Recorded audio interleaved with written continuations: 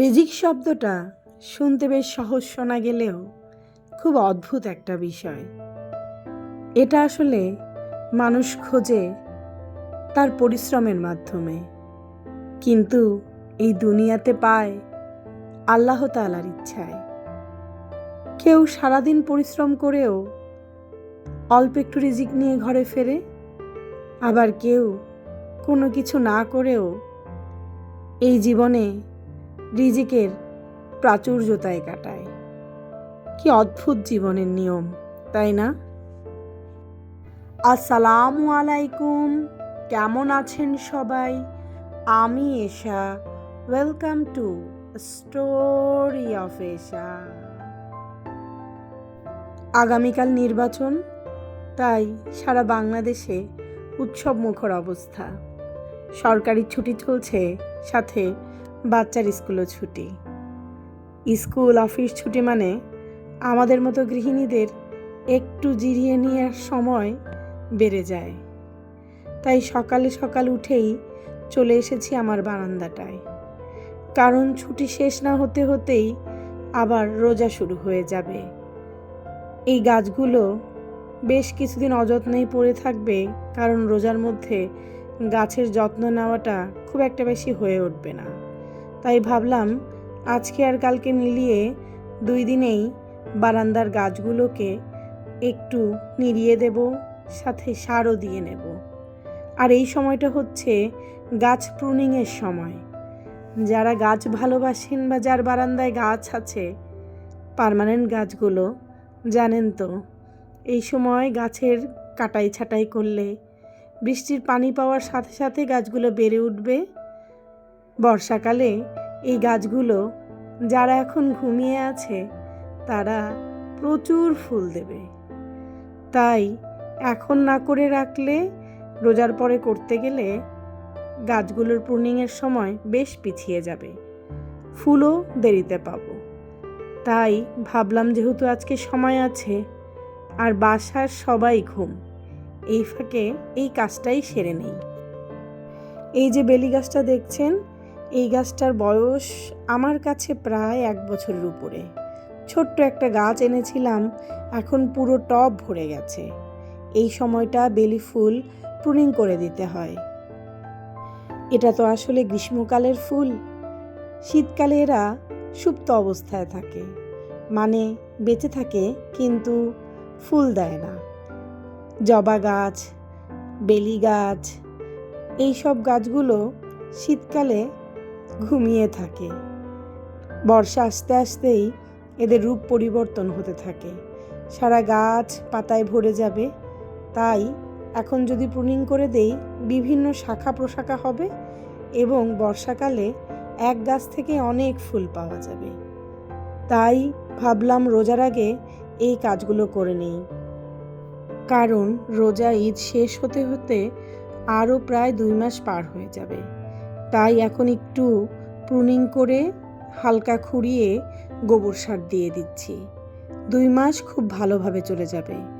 এরপর ইচ্ছা আছে মাটিটা অল্প উঠিয়ে নতুন মাটি দিতে। তখন হাড়গোড়া, শিংকুচি, আরও বিভিন্ন ধরনের সার দিয়ে দিলে পুরো বর্ষাকালটা এত সুন্দর ফুল দেবে, অবশ্যই আপনাদের সাথে শেয়ার করব। রোজার আগে এই সব ছোটোখাটো কাজ শেষ করে নেওয়াটাই বিশাল একটা জরুরি হয়ে দাঁড়িয়েছে। একা হাতের সংসারে না হলে ঘর একদম অগুছালো হয়ে থাকবে। একটু একটু করে তাই সবই গুছিয়ে নিচ্ছে আর কি। খুব সুন্দরভাবে আমার এই বারান্দাটার গাছগুলোকে প্রুনিং করা হয়ে গেছে, আর গোবর সার দিয়ে দিয়েছি, এখন পানি দিয়ে দিচ্ছি। ব্যাস 2 মাসের জন্য এদের খাবার দাবার কমপ্লিট। এখন 1 দিন বাদে 1 দিন পানি দিলেই হয়ে যাবে। গাছ রাখাটা একটা শখের বিষয় হলেও গাছের পিছনে যত্নটা কিন্তু একদম টাইম ধরে করতে হয়, না হলে গাছ দেখবেন কেমন ঝিমিয়ে পড়েছে। চলে এসেছি রুমে। আজকে বাসার মোটামুটি সব জায়নামাজগুলোই বের করে নিয়েছি। আমার বাসার সবারই প্রত্যেকের আলাদা আলাদা জায়নামাজ। বাবা মা আসেন, শাশুড়ি আসেন, সবগুলো আজকে বের করে নিয়েছি। রোজার আগের এটা হচ্ছে প্রধান কাজ। আজকে 3টা ধুয়ে দেব, বাকি দিনগুলোতে একে একে অন্যগুলো ধুয়ে ফেলব। এই কাজটা শেষ হলে আমার মনে হয় রোজার বিশাল একটা দায়িত্ব পালন করে ফেলেছি। কারণ রোজার মধ্যে এই জায়নামাজটা আরও বেশি লাগে। বাসায় মেহমান আসুক বা ইফতারির পরে সবাই একসাথে নামাজ পড়তে দাঁড়ায়, তখন একসাথে অনেকগুলো জায়নামাজ লাগে। আর আমার বাসার সবারই প্রত্যেকের আলাদা আলাদা জায়নামাজ আছে, তাই ধুয়েও নিতে হবে এগুলো। জায়নামাজগুলো ভিজিয়ে দিয়ে চলে এসেছি। হেল্পিং হ্যান্ড এসেছে একটু আগে, পেপারটা আজকে একটু দেরিতেই দিয়ে গেছে। ভাবলাম দেখি তো কী লিখেছে। আমি খুব একটা বেশি এখন আর পেপার পড়ি না, তারপরেও এবারে নির্বাচন নিয়ে বেশ আশান্বিত আমি। এবারে বিভিন্ন জায়গা থেকে তরুণ ছেলেপেলেরা দাঁড়িয়েছে।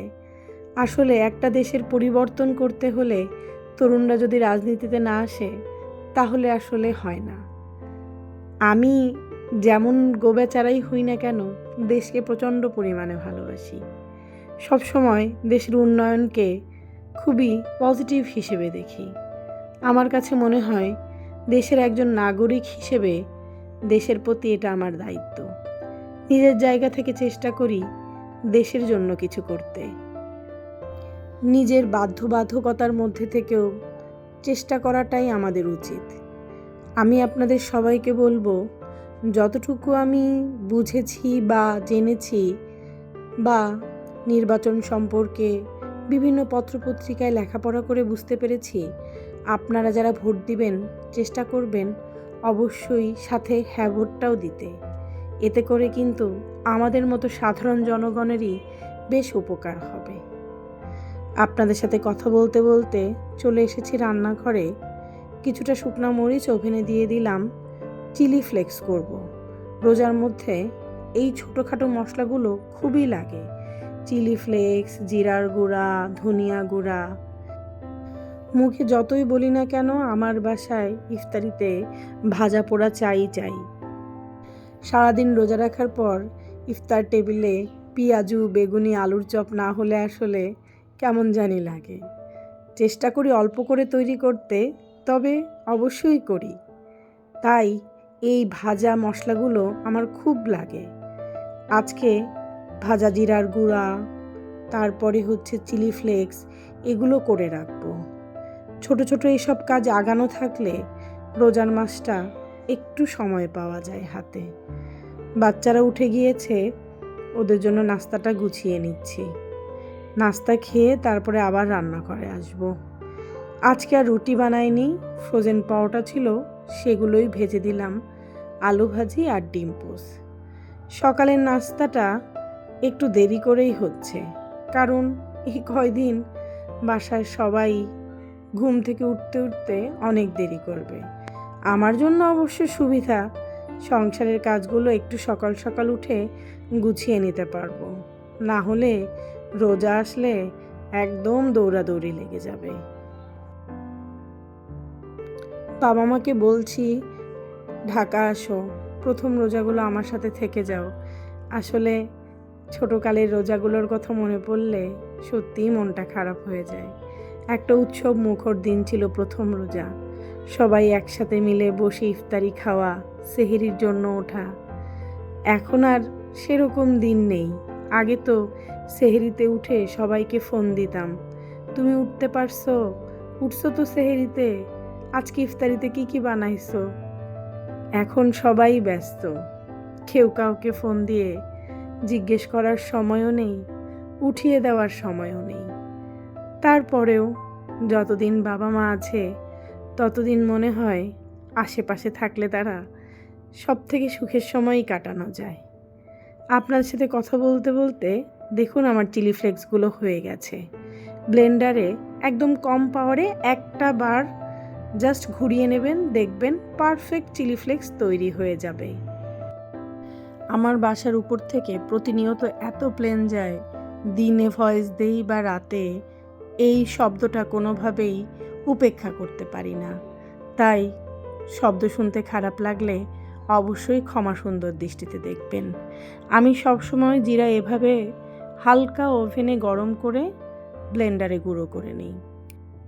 বাবা যখন খুলনা থেকে আসে এরকম আস্ত জিরা নিয়ে আসে 2 কেজির মতো, সেটা দিয়েই আমার 5-6 মাস চলে যায়। আপনাদের সাথে কথা বলতে বলতে রোজার কত প্রস্তুতি নিয়ে ফেললাম দেখুন। আশা করি আজকের ভিডিওটা আপনাদের ভালো লেগেছে। ভালো লাগলে অবশ্যই একটা লাইক, কমেন্ট এবং শেয়ার করতে ভুলবেন না। তাহলে আজকে এখান থেকেই বিদায় নিচ্ছি। ভালো থাকবেন সবাই, সুস্থ থাকবেন, সাবধানে থাকবেন। দেখা হবে নতুন কোনো একটা ব্লগে। ততক্ষণ পর্যন্ত আল্লাহ হাফেজ।